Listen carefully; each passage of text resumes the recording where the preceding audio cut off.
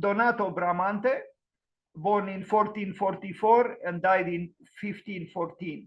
Let's read a little bit about him. So Donato Bramante, born as Donato di Pascuccio d'Antonio and also known as Bramante Lazzari, was an Italian architect and painter. He introduced Renaissance architecture to Milan and the high Renaissance style to Rome, where his plan for St. Peter's Basilica formed the basis of design executed by Michelangelo. His Tempietto in San Pietro in Montorio marked the beginning of the high Renaissance in Rome, 1502, and it is a beautiful building. When Pope Julius II appointed him to build a sanctuary over the spot where Peter was martyred. So Donato Bramante, truly a force in architecture and in the culture of the Renaissance, Italian Renaissance. This is maybe not a very flattering engraving, which was certainly done after he died, as sometimes happens with these, engravings. Another portrait of him, but who knows how he looked like. Was he like this? I don't know. Anyway, drawings by Donato Bramante. We have some surviving drawings. He was a very special architect who initiated, in a way, the struggles for St. Peter's, new, basilica, because there was one prior to him. I mean, a long time ago. We are going to see the plans submitted and the ones that finally made the building possible. Some paintings by Bramante, because he was also a painter. Christ at the Column, 1490. Very interesting painting, actually. With I'm almost in dismay when I look at the body of Christ. There's a certain level of modernity about it, almost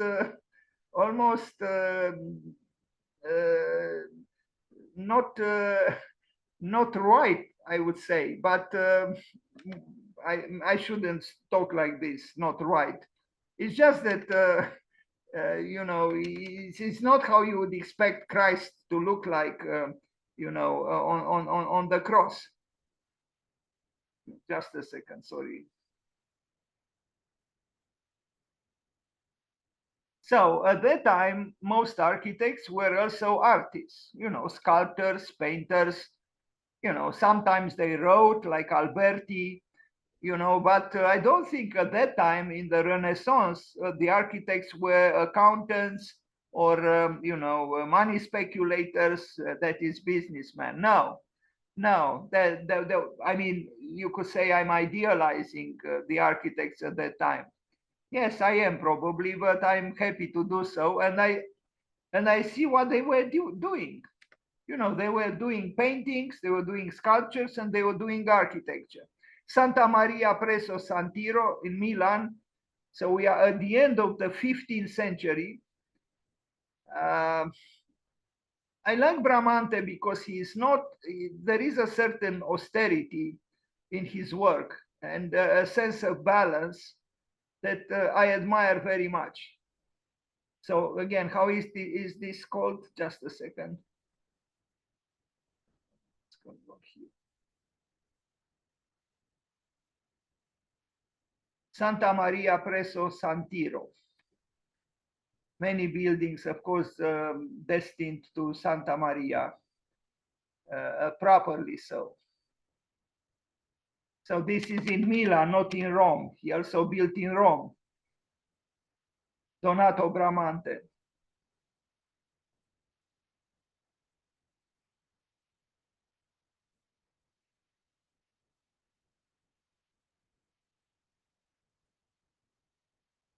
You would say the logic of construction is amazing for a painter, and it is. And you will see also the plan he submitted for San Pietro, equally, rigorous and balanced.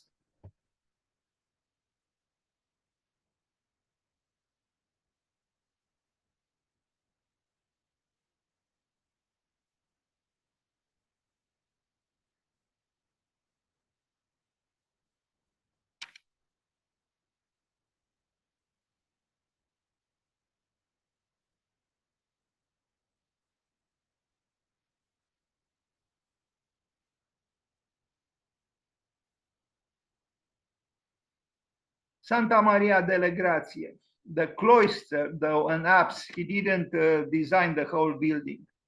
Also in Milan, at the end of the 15th century. So this is the entrance at west, but he designed what it happens at the east, the apse and the cloister. We are going to see, this is the cloister.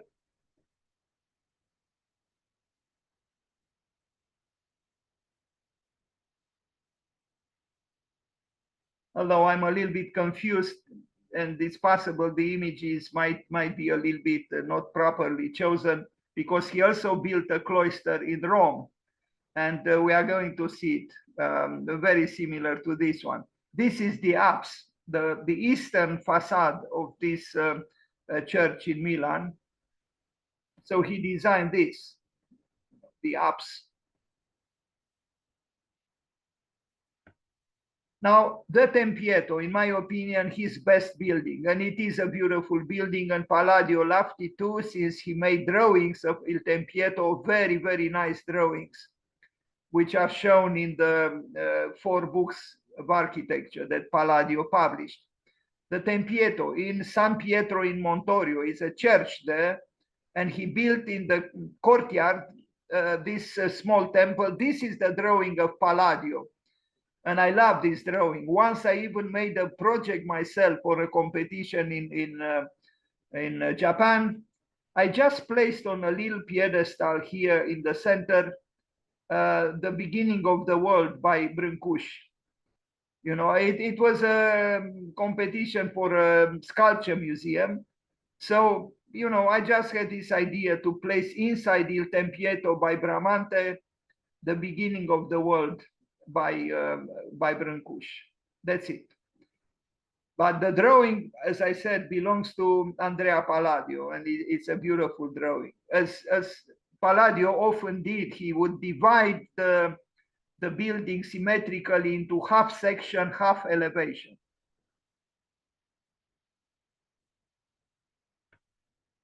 And this is a rendering of Il Tempietto. We are going to see many pictures. This is not by Palladio, but was probably copied after Palladio. And this is the building.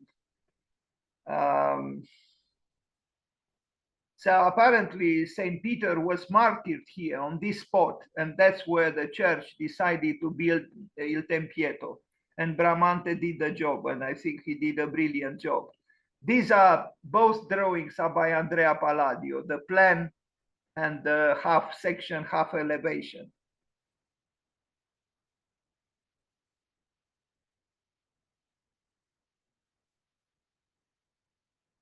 It's interesting, the plan, because you know, it's from the outside or from the section you imagine it's actually a cylinder, but the room itself, the space, is actually a rotated square, which with an obliquely insinuated octagon. So I like this fact that you know, it's the square becomes an octagon and becomes a circle, and even if these things do not happen literally, but through the workings of the imagination. But from the outside, you would say this is a round building. This is in fact, I should not have shown this illustration. It doesn't be, yes, it's done by who knows who, you know, in more recent times. You can tell from the writing. But what this shows is something that I didn't see in other drawing, is that there is a crypt or something underneath the temple as you see it from the outside. And that was the reason I chose to to show it, because this section is different from most other sections I saw with the building. Palladio doesn't show what happens here.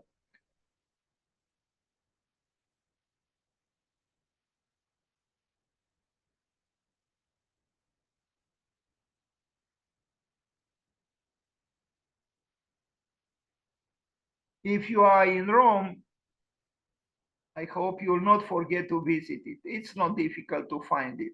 Although if you don't know it is there, and if you don't know what you search for, you might pass by it because it's inside the courtyard of the cloister. I hope I have an image from the outside. You see here. So, you know, you could pass by San Pietro in Montorio and not know that inside the courtyard is the beautiful Il Tempietto by Donato Bramante. You have to climb these stairs and then go inside, and there it is. It's a jewel, if I am to use such a prosaic word for in relation with the temple.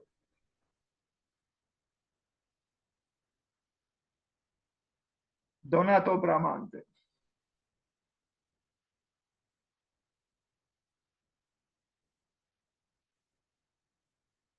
Il Tempietto.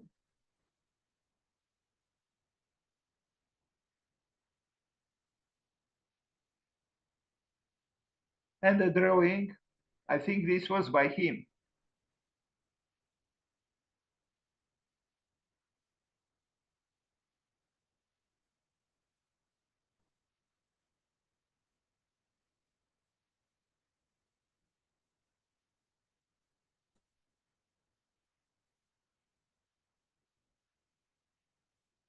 Santa Maria della Pace. He didn't do the whole building. He didn't do the elevation of the building, which is a very important architectural achievement. It belongs to Pietro da Cortona. But at Santa Maria della Pace, Bramante did the cloister from 1504. So it's very similar to the one in Milan. I am not sure I chose the correct pictures for the one in Milan. In plan, this is what it is. He did the cloister here. That's where Bramante worked. Santa Maria della Pace is a very important building for the Baroque architecture of Rome, and the facade and this architectural configuration belongs to one of the greatest Baroque architects, Pietro da Cortona. So here we have Pietro da Cortona. I don't know who did the whole building. Pietro da Cortona didn't do the whole building either. He just worked for the elevation, the western facade, and Bramante, the courtyard of the cloister, maybe the cloister itself. So he did this part, Bramante. I don't know about this, these are done later on, these studies of, idealizations of geometry. It's possible that Bramante used them, but I don't know. So the cloister in Rome. I regret I don't have pictures of it's a very important church for the Baroque Roman architecture, but I suggest if you are interested to search for it, Santa Maria della Pace, and you'll see plenty of pictures, because here indeed Pietro da Cortona did a great job with a dynamic interplay between what is convex and what is concave. Now, St. Peter's Basilica in Rome, Bramante's design from 1503. The groundbreaking took place in 1506, but it took place based on the plans of Michelangelo Buonarroti. But Michelangelo didn't distance himself dramatically from Bramante's scheme. This is what Bramante proposed for St. Peter. It was not built quite like this. It was built on the plans of Michelangelo. But as I said, Michelangelo still connected with what Bramante did.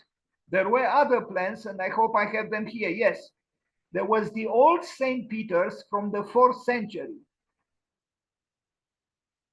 Bramante proposed this in 1506.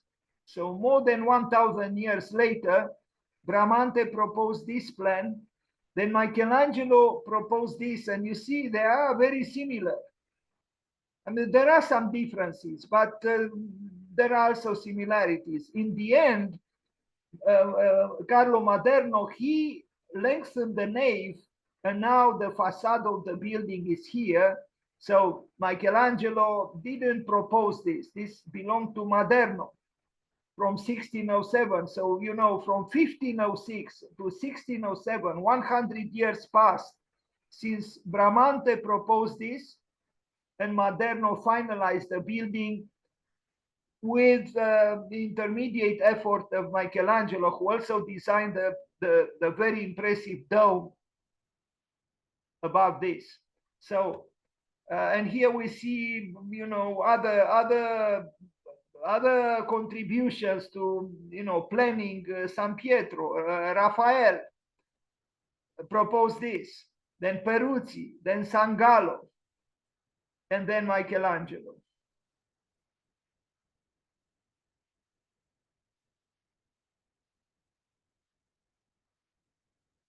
Maderno is not shown here. That is, you know, the final design that was implemented.